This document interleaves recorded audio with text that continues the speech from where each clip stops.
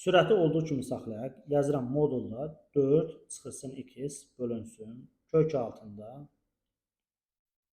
Əslində bu ifadə nəyin açılışıdır? 4 çıx x-in mörtəzə kvadratının açılışıdır. Doğrudan 4-ün kvadratı 16, asinin kimisi ilə 8x plus x kvadrat tam da yerindədir. Plus qeyd edirəm, x çıx 3-ün mörtəzə kvadratı. 5-i sola keçirəcək olsam, çıxılsın 5 kiçikdir bərabərdir 0. Davam edirəm. Modulda 4 çıxılsın 2 bölünsün.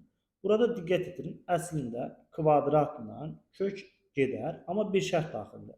Dərəcə düz olduğu üçün mütləq şəkildə moduldur. Modulu 4 çıxılsın 2 plus 2 çıx 3-ün kvadratı çıxılsın 5 kiçikdir bərabərdir 0.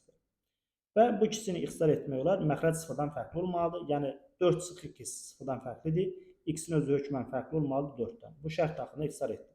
O zaman nə almış oldum məsələn? 1 plus 2 çıx 3-ün mörtəzə kvadratı çıxılsın 5 kiçikdir bərabərdir 0. Sadələşdirmə aparsam 2 çıx 3-ün kvadratı müsbət 1 mənfi 5 əslində nəsə oldu? Mənfi 4, yəni mənfi 2-nin kvadratı kiçikdir bərabərdir 0. Vuruqları ayıracaq olsam 2 çıx 3 çıxılsın 2. 2 çıx 3 plus 2 kiçikdir bərabərdir 0.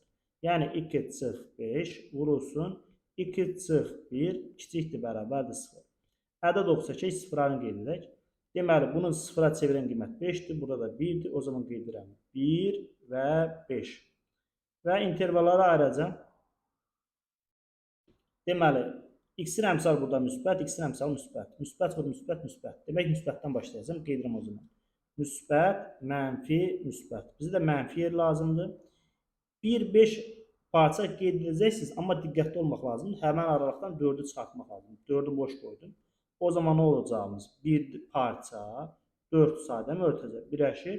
4 sadə mörtəzə 5 parça. Yəni düzgün cavabımız B variantıdır.